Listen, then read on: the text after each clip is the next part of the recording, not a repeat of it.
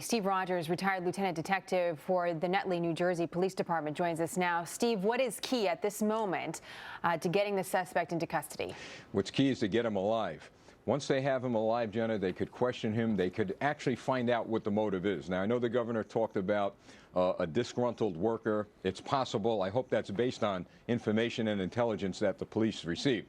But they need to get him alive. They need to find out where he got the gun. They need to find out if he interacted with anyone before he committed this horrible, horrible act. This is what's important right now. And they're obviously, as the governor said, they're chasing him. No doubt they're going to have their SWAT teams out, negotiators out, so that they could talk to him if he puts up a fight. But that's the key. Get him alive. At this point, do you believe that they've made contact with him? Oh, look, I don't know. I hope they have, and if they have, they've got him surrounded. But this is a very, very sick individual. He may want to go down with a fight, and that would be a problem for police. And if that's the case, because that's always a concern that more people could be injured, innocent bystanders perhaps, how do you prevent that from happening? Well, it's real easy. You take him out before he takes anybody else out. If he raises that weapon, if he starts firing it, the police are going to take him out. And if, in fact, that he is killed, the police will have to depend on their forensic investigators. They're going to have to look at all and any social media devices that he had. Now, you talked about a video this morning. Very important. That's a crucial piece of evidence. But what about the videos we haven't seen? Was there anyone out there with their cell phones taping the interviews that these journalists were conducting? Any videos of the shopping area? Very important they pick this information up. It's interesting to see if he spoke to anyone within the past week or put something on his social media that would lead one to believe he would commit such a horrible act. That's a good question we have perhaps for the general manager of the television station impacted, Jeffrey Marks. He's going to be joining us in about 20 minutes for the latest on all of this.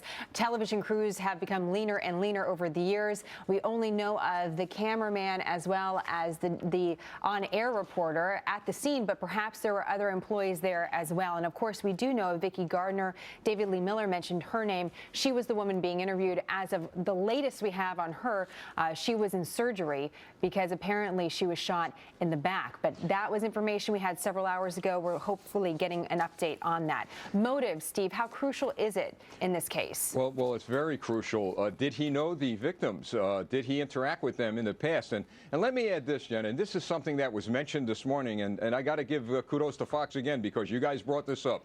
The wake-up call to the American people on how dangerous your job as news people is. We take it for granted. You go out, you do stories, you're in harm's way all the time, and what a wake-up call this morning, realizing, at least in my own view of this, how dangerous your job is. So we need to appreciate the work you do. Well, it's certainly a lot of the great work is being done really on the local level, as we can appreciate from this team that was covering the local community and at a spot where there were boat rentals and miniature golf, talking about development in the area. I'm just getting some new information by way of the Associated Press, Steve.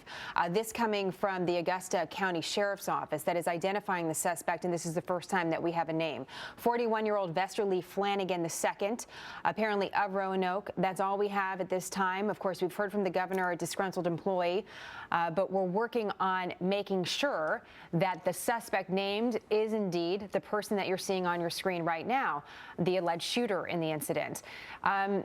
Steve, from this point on, how do you see this playing out? If he is still the suspect on the run, how far can the chase go?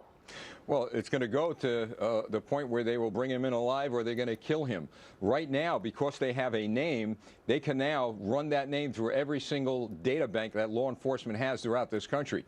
Believe me, as we're speaking, they probably know all about him right now. They know his psychological makeup.